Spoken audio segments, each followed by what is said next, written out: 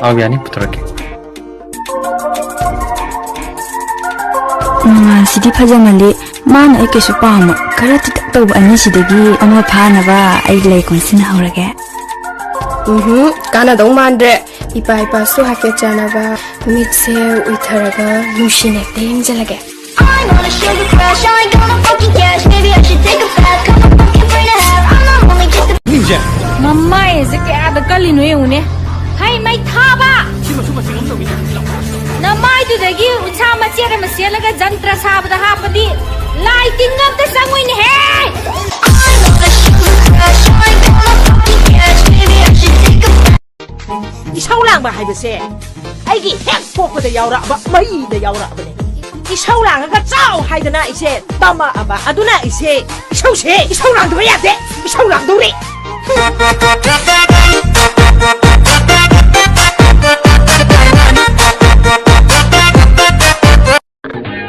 Mayam punamak ngi didi London da pesa amna paiba plot yamna leiba mini noi didi su ina da yang khuli didi akhoi didi ri yam dida buka karor ma ataru khatane leijaba hama good ma ha taru khata khangau di okra hey I'm on a sugar crash I ain't gonna fucking cash maybe I should take a bath come on fucking free to have I'm not only Hai driving license putro Hai sing down hai license putro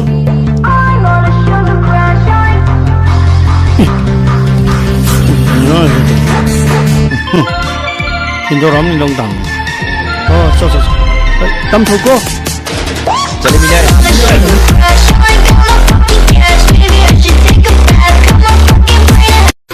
ऐसे यो किबदा नंग खामंग नमद्रने अदुमाइना हागनो हजिक्ति आई लेरसिदि सेंगब्रोने Seng नंदि आइगे थांगानि नंदि आइगे थांगानि कोइरा कोइरा no छोड़गा नुशिवनी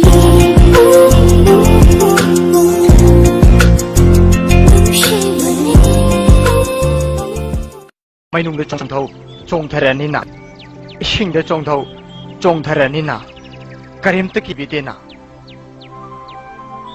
sira basu nangi damakta siba ngamni na adu ngasai kaidoraba ngasai budi numit phattabado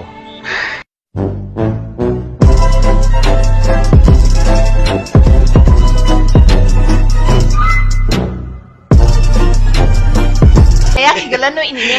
Aku tak mau thola ga. Lisai bayar tanah di nang. Kau cincin ni. Ha, keri. Cila siapa? Cila siapa ini? Kangguan cincin itu. Tai kang di tadi kang di man thok bang puang apa besi? Ha, tang tera tu cincin. Kamu kan tu nak hidup.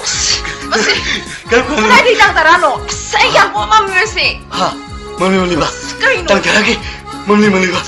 Tang tera lagi. Soalnya aku. Hojikangi leisabi lau du sarukpudi thangai singna maraibik thirabi umoi lau pharijani da Kaya da no ni.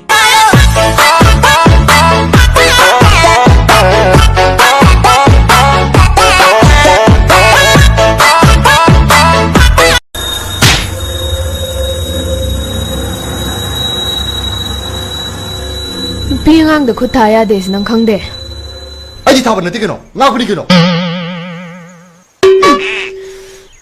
tung manau ma ga ngang ba nong chai ra khango biya dum thogi